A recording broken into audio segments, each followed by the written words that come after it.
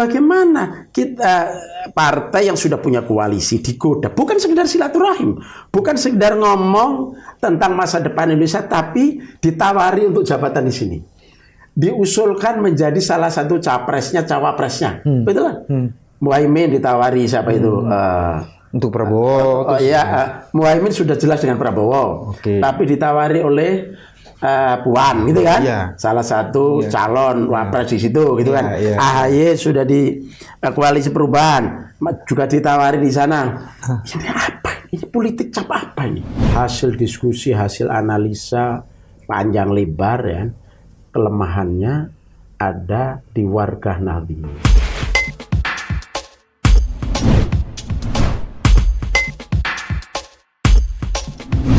Bismillahirrahmanirrahim. Assalamualaikum warahmatullahi wabarakatuh. Teman-teman hadir lagi di channel ini, channel yang ingin terus-menerus menjaga kewarasan. Dan salah satu penghulu kewarasan yang dihadirkan di dalam channel ini adalah Gus Coy, Fendi Khoiri. Apa kabar, Gus? Alhamdulillah baik, Mas Bambang, yang hebat. Ini tekanan luar biasa, tapi senyumnya masih terus ada. Gitu. Jangan-jangan itu yang menghidupkan itu. Kita masih sehat jasmani dan rohani. Makanya di sini disebut kewarasan, Gus. Banyak orang sehat tak waras hari ini. Oh gitu ya? Iya, makanya sehat tak waras. Jadi beda ya? Ya beda. Sehat lebih banyak ke fisik. Kewarasan itu menjaga pikiran dan nuraninya. Gitu. Kalau dalam Islam itu kan sihah wal afiyah. Nah, sekarang bukan itu, wal baby band. Ya, pokoknya terserah ya. Ada yang menarik nih, Gus, belum lama ini. Kosakata bajingan dan tolol sekarang telah bermetamorfose, Gus. Metamorfosenya itu adalah sudah ada gerakan dari kalangan buruh yang jalan kaki dari beberapa kota di luar Jakarta ini yang menuju ke sini. Menuju ke Jakarta. Urusannya sebenarnya ingin mengajukan permohonan. Presidential threshold. Yang banyak udah 31 kali diuji. Tapi yang menarik bukan hanya di situnya. Ada kaitannya salah satu kelompok buruh yang namanya SPN, Serikat Pekerja Nasional. Itu di ujung, kira-kira beberapa hari yang lalu ya, di ujung musyawarah besarnya itu menyerahkan mandat dan mencabut mandat dukungan dari Ganjar Pranowo dan menyerahkan kepada Anies Baswedan melalui Sudirman Said. Nah, saya ingin pandangan Gus Coy ini santrinya Gus Dur. Iya, itu marwahnya, dan saya ingat posisi pertarungan pada saat itu saya ngikutin banget itu. Gimana Gus Coy bisa kasih pandangan? Pertama komentar soal itu tadi gimmick-gimmicknya bajingan. Waktu di kampung itu biasa, bajingan tengik. Dan ada kalimat yang lebih kasar juga kan sebenarnya. Iya kan? Tapi orang sambil ketawa kan. Iya. Bajingan tengik. Ya kan? Sekarang dirubah Gus namanya. Bajingan tolol. Sekarang disingkat Gus aja. Bajito. Supaya nggak gitu bajingan tolol. Sebelum Bung Rocky Gerung yang menyampaikan bajingan tolol itu, Kiai Sugeng Makmun juga pernah pidato itu. Bajingan. Pemerintah sekarang itu karena diproses melalui pemilu yang tidak adil, yang tidak jujur, maka semua jadi bajingan. RT-nya bajingan, ininya sampai presiden begitu kan, ada itu saya lihat. Ya. Baik Mas itu. Saya kira gini Mas ya, perjuangan untuk threshold parlemen threshold atau presiden threshold, memang di DPR dulu itu perdebatan yang panjang. Gus Coy masih ikut ya dulu ya? Iya. Jadi memang ada yang ingin tidak perlu ada itu, tapi perlu pembatasan. Kemudian sepakat untuk pembatasan. Bahkan ada yang tinggi sekali. Saya kira termasuk, saya masih ingat, Presiden SBY itu termasuk memperjuangkan tinggi. Berapa persen, Gus? 20-an% lah, kayak sekarang lah, mungkin lebih tinggi lagi tuh. Seingat saya itu pokoknya ikut memperjuangkan yang dari partai sana ya, itu. Catatan saya sih cuma 10%, Gus. Nah, akibat dari itu karena waktu itu kan ya penguasa kan, jadi ya menjadi leading sektor gitu kan. Akibatnya ya seperti sekarang ini, kita akhirnya terpasung, terbatasi, tidak bisa leluasa bergerak untuk melaksanakan demokrasi kita secara bermutu, berkualitas gitu, berimprovisasi yang seluas-luasnya kan kita nggak bisa. Itu akibat dari itu. Nah ini menurut saya pelajaran yang luar biasa. Nah ketika ada institusi yang punya otoritas kekuasaan, ya, yang punya istilah hukumnya untuk mengajukan itu legal standing, legal standingnya, itu kita akan ikut mendukung. Meskipun Nasdem dulu ikut terlibat di sana ya, tapi setelah kita rasakan nih, kita melakukan evaluasi, ternyata ada dampak yang luar biasa. Ya. Jadi apa yang kita pikirkan dulu, yang kita perjuangkan dulu, sekarang ternyata menjebak kita sendiri. Ya? Dulu atas nama konsolidasi demokrasi, ya, jangan terlalu lama transisi. Ternyata akibatnya buruk sekali. Ini menjadi pelajaran bagi kita semua kan. Malah kita dikooptasi. Apalagi kita berhadapan dengan pemerintah yang kurang waras, gitu. Dan kurang waras tuh mulai dari pusat sampai ke bawah itu akhirnya menjadi kurang waras. Jadi penyakit kurang waras itu, Mas, itu nular, infected dia. Iya. Jadi kayak apa ya? Kayak virus. Kayak virus. Jadi kalau yang atas itu memang terkena penyakit, ya, nah itu nular ke bawah. Bukan hanya ke bawah, ke samping, horizontal, vertikal, horizontal ya. Itu akibatnya itu. Nah kita ini nah cuma nanti kita belum bisa membayangkan. Pertama, umpamanya yang punya legal standing itu mengajukan, apakah mungkin diputus oleh MK periode ini? Kan? Ya kan? Ya, biasanya sifat putusan itu prospektif. Iya, nah apalagi sampai ahli hukum ya kan. Jadi apa mungkin situasinya kayak gitu, waktu sudah mendekat.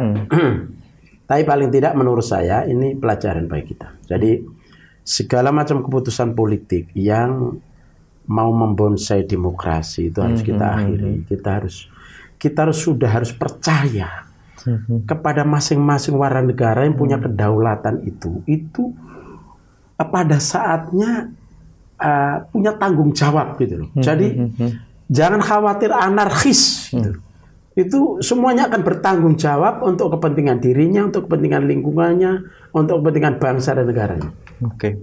Kan itu kan? Ya. Memang harus proses, proses pendewasaan, tapi kita harus percaya pada itu. Kalau bandulnya bergerak ke kiri ke kanan, tapi nanti akan di tengah bandul itu.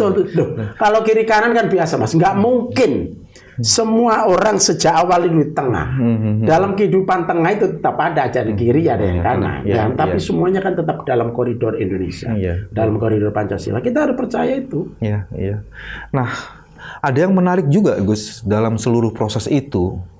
Kaitannya kan sekarang gini, kita disandra karena harus 20% itu sehingga harus bikin koalisi-koalisi. Betul. Dan koalisi itu kemudian yang solid dijagal dan dijagal, terus udah macam-macam lah. Dan salah satunya Nasdem itu adalah salah satu partai dari koalisi perubahan dan untuk persatuan, dan persatuan itu yang mengalami begitu banyak onaknya, duri, onak, dan kerikil tajamnya luar biasa sekali. Nah, ini yang menyebabkan kemudian hari ini kita juga masih disandera oleh satu hal yang strategis berkaitan dengan Wapres nih. Saya baca pernyataan-pernyataan Gus Coy, ingin menjaga koalisi, tapi kemudian ada dinamika di dalam koalisi. Ya, dinamika itu kan bisa dilihat macam-macam tuh dari. Jadi yang pertama tentang ini, Mas. Jadi saya tidak tahu ini menyangkut sekedar gimmick politik, sekedar silaturahim gitu kan, atau ini tanpa etik, atau ini terkait dengan etika. Etik. Jadi coba, Mas, orang sudah jelas, partai sudah jelas berkoalisi dengan apa dan siapa, gitu kan? Kemudian masih ditawari untuk ke tempat lain, gitu kan? Ini bukan hanya koalisi perubahan, Mas. Tapi semua iya kan semuanya kan. Semua koalisi ya. Ini fenomena politik apa kita ini? Ini pertanyaan saya juga. Ini fenomena politik tanpa etik, liberal, super liberal, nggak punya itu tadi, nggak punya kewarasan lagi demokrasi kita ini ya, politisi kita termasuk ya. Apa ini, Mas? Ini fenomena apa? Ya. Jadi ini luar biasa. Ini tanpa pakem. Bagaimana kita partai yang sudah punya koalisi digoda, bukan sekedar silaturahim, bukan sekedar ngomong tentang masa depan Indonesia, tapi ditawari untuk jabatan di sini, diusulkan menjadi salah satu capresnya, cawapresnya, betul kan? Muhaimin ditawari siapa itu? Untuk Prabowo. Muhaimin sudah jelas dengan Prabowo, tapi ditawari oleh Puan, gitu kan? Salah satu calon wapres di situ, gitu kan? AHY sudah di koalisi perubahan, juga ditawari di sana. Ini apa? Ini politik cap apa ini? Ya, nggak ngerti ini cap dengkul apa cap? Ini jelas ini sudah punya koalisinya kok masih diganggu-ganggu ya. Ya, kira-kira begitu. Tapi yang solid kan udah ada koalisi perubahan untuk persatuan, koalisi apa namanya? Indonesia Kebangkitan Indonesia Raya. Indonesia itu masih belum solid-solid banget kan? Ya, tapi kan sudah disepakati gitu kan, ya. Iya kan? Namanya saja sudah ada kan? Koalisi besar belum ya, baru judulnya ada besar cuman yang besar itu baru cita-cita. Ngajak partai apa supaya menjadi koalisi besar itu cita-cita. Tapi kan sudah cukup. Sendirian saja sudah jelas. Koalisi dengan P3 Kebangkitan Indonesia Raya itu kan sudah cukup. Koalisi perubahan juga sudah cukup, ya kan? Ini kan sudah jelas ini, sudah paten sebetulnya. Tapi diganggu-ganggu, gitu kan? Ini tanpa pakem, ini politik tanpa. Menurut saya ini tanpa etika, tanpa pakem, tanpa standar. Ini anarkis politik. Itu tadi, udah nggak waras semua ini. Nah Gus, sekarang kan yang ditunggu-tunggu ini, yang lain belum ngomong macam-macam ya, belum. Memang karena persiapannya masih konsolidasinya sedang berjalan. Tapi yang sudah maju kan koalisi perubahan, sudah menyetujui siapa presidennya, ya kan. Terus kedua sudah sepakat memberikan otoritas sepenuh-penuhnya kepada bakal calon presiden untuk menentukan wakilnya, sudah merumuskan kriteria-kriteria. Cuman kan sekarang orang tuh ingin segera dong. Dan Gus Coy punya posisi bukan soal segera dan tidak segera. Saya lihat posisi terakhirnya. Tapi kalau bisa ada kekuatan keempat yang bisa melengkapi. Jadi ini Mas, betul memang naskah atau piagam sudah semua dicantumkan di situ. Jadi sebetulnya yang koalisi yang sudah sangat definitif, ya, paten betul memang koalisi perubahan untuk persatuan ini. Nah, tapi kita kan bukan sekedar ikut-ikutan dalam demokrasi, bukan sekedar ikut menyemarakkan ya, tapi sekaligus juga meningkatkan kualitas demokrasi ini yang sedang anjlok atau turun bebas ini, kan? Kita ikut naikkan, tapi sekaligus kita ingin menang, Mas. Karena kalau kita tanya ke sana kemari, sebetulnya bobot atau bibit bobot bebet calon presiden yang kita ajukan ini kan sebetulnya memenuhi semua syarat itu. Bobot, bibit, bebet. Bobot itu yang menyangkut moralitas, menyangkut kualitas intelektual, ya kan, malah menyangkut apa namanya track record atau rekam jejak gitu kan, dan seterusnya. Itu saya kira nyaris tanpa cacat, nyaris. Tetap ada kelemahan tapi nyaris. Dibongkar-bongkar sulit untuk cari kelemahan, ya kan? cari pelanggaran yang melanggar hukum gitu kan, yang jelas-jelas kecuali dimain-mainin. Gitu kan. Nah, bobotnya luar biasa, segala macam luar biasa, tapi kita sadar bahwa yang mengusung itu hanya 3 partai, yang 3 partai ini partai menengah, bukan partai mayoritas, mayoritas yang gitu, pemenang, di satu sisi juga 3 partai ini juga punya kelemahan.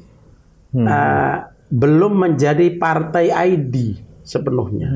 Dan kalaulah PKS mungkin sudah menjadi partai ID, itu kan hanya di sejumlah daerah, tidak merata.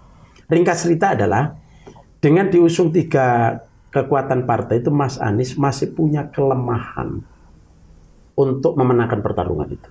Jadi masih ada yang bolong, masih ada yang tembul, ya masih ada yang ditambal di sini. Nah, di mana kelemahannya? Hasil survei dari berbagai lembaga survei, hasil diskusi, hasil analisa panjang lebar, ya, kelemahannya ada di warga Nahdliyin. Nah, warga Nahdliyin dalam konteks Pilpres ini yang kita andalkan, karena kalau di Jawa Barat, Banten, DKI, Nahdliyinnya itu kan berbeda dengan Jawa Tengah dan Jawa Timur. Di luar Jawa juga begitu kan? Karakter itu beda. Karakternya itu beda ya. Jadi militan KNU-an dalam politik dan kultural itu ya Jawa Timur, Jawa Tengah. Gitu ya. Nah, di situ kelemahan Mas Anies. Lembaga survei semua telah membuktikan bahwa di situ hanya dapat, kalau Jawa Tengah kan hanya sekitar 7%. Jawa Timur hanya sekitar 13%. Jadi rendah sekali. Sementara yang lain di atas 30%. Kan jauh sekali. Atas dasar itu maka ada 2 pertimbangan. 1, mengambil NU bukan sekedar bagaimana kita dapat warganya, bagaimana kita dapat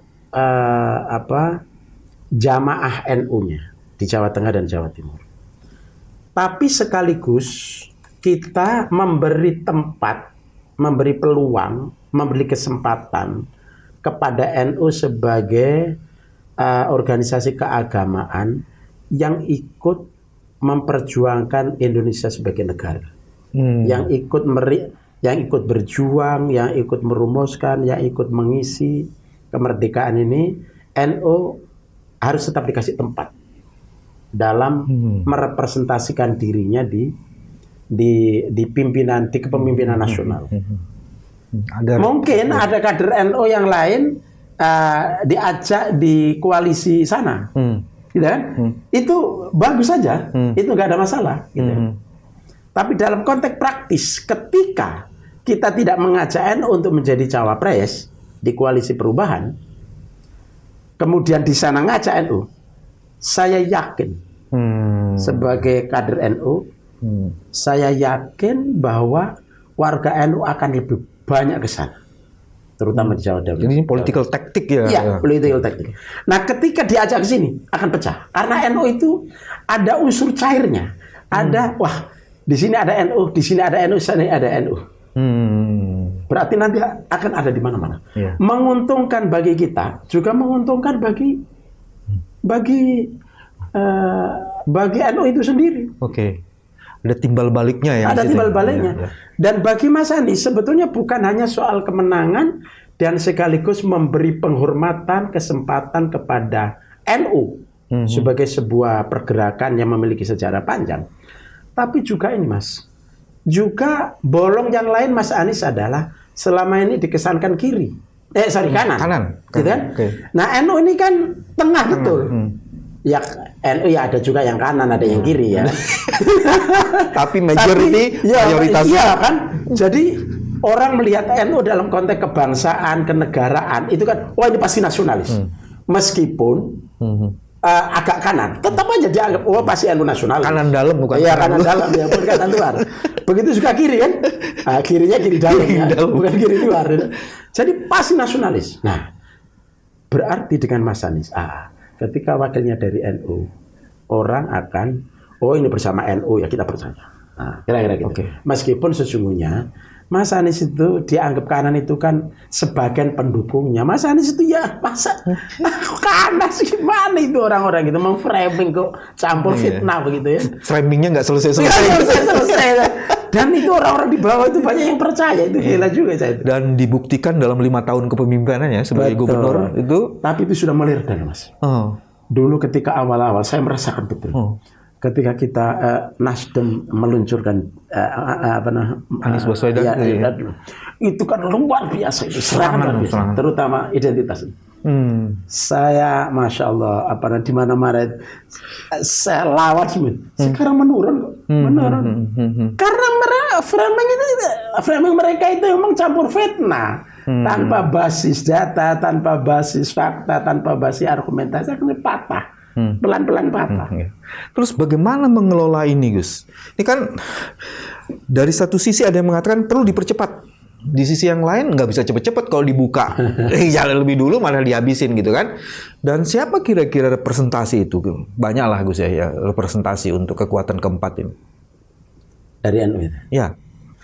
Iya, jadi dulu kan memang figur yang sekarang menonjol untuk politik, kader politik di NU itu kan Khofifah, Muhaimin, ya kan? Kemudian yang lebih junior kan Yeni. Kalau Pak Said kan lebih pada Kiai. Kalau ketua NU sekarang? Gus Yahya kan juga Kiai kan, Gus lah ya. Terlibat di politiknya itu kan hanya karena Gus Dur, karena jubirnya Gus Dur kan. Sebetulnya ada Saifullah Yusuf. Cuma karena mungkin kemarin ya pulang ke kampung jadi wali kota jadi untuk didongkrak menasional lagi itu ya nggak tahu ya. Salah jadi gubernur?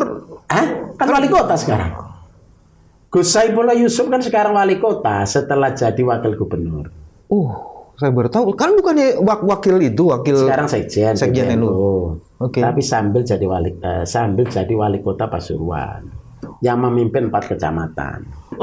Setelah memimpin 38 kota dan CV-nya bagus gitu loh Gus. Jadi wakil gubernur. Tapi saya berkali-kali juga menyebut karena saya mengenal Gus Ipul ya. Beberapa kali juga saya sebut, saya usulkan. Ya. Dari NU itu selain Mbak Khofifah, itu kan segenerasi saya semua Khofifah, Sipul ya kan, kalau ya ini kan junior saya gitu ya. Nah, itu yang kita wacanakan, yang kita usulkan. Dan masing-masing punya kelebihan. Ya ini masih muda, memang belum pernah di parlemen, belum pernah di eksekutif, tapi dia punya keunggulan. Keunggulan yang mungkin 2 orang tidak memiliki gitu ya. Tapi yang 2 orang memiliki, dia ini mungkin tidak, jadi plus minus ya. Plus minus. Tapi siapapun dari 3 ini ya, itu kok saya yakin potensi di NU yang sekarang masih tidur, ya, itu bisa digerakkan dengan figur ini untuk menjadi cawapresnya Anies. Dengan demikian maka Anies tidak hanya ditopang oleh kekuatan 3 partai ini dengan relawan-relawannya. Saya tahu relawannya ini semangat. Ya, semangat luar biasa. Tapi memang pada umumnya dulunya Prabowo. Sebagian memang dari Golkar, dari P3 dan segala macam itu ini ya. Tapi mereka pada umumnya di Jakarta belum tumbuh dan tampil dari Jawa Timur dan Jawa Tengah. Baik. Karena belum ada yang merepresentasikan melalui figur yang mereka keinginkan. Nah, diskusi-diskusi kami kalau salah satu dari 3 orang atau 2 orang tadi itu dari kader NU tadi itu ditampilkan menjadi cawapresnya Mas Anies, 3 partai sekaligus kekuatan Nahdliyin akan ikut. Saya keliling ke kiai-kiai, Mas Anies juga keliling ke kiai-kiai. Salah satu pesannya yang selalu hampir disampaikan oleh para kiai itu kan, kalau wakilnya dari NU kita akan all out. Nah, kiai itu kan tentu jadi sentra-sentra kultural kan.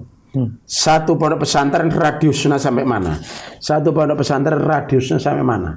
Jadi kalau Jawa Tengah sekarang 7%, insya Allah bisa mencapai sampai 15% yang akan datang. Misalnya. Lipat 2 ya? Iya, bisa lipat 2. Jawa Timur 12% bisa naik 20%. Kemudian Jawa Timur 12-13% itu bisa naik 20-25%. Yes.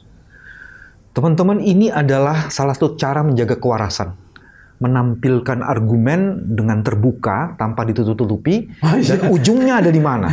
Dengan begitu, akuntabilitas dari gagasan yang diajukannya memang bisa diuji. Saya sebenarnya ingin masih lama dengan Gus Coy ini, tapi ada keperluan lain. Saya mau minta izin nanti Gus Coy kali bisa nerusin lagi ya Gus. Kita berhenti sampai di sini. Terima kasih dengan channel Kewarasan ini. Sampai ketemu lagi. Wassalamualaikum warahmatullahi wabarakatuh. Waalaikumsalam warahmatullahi wabarakatuh.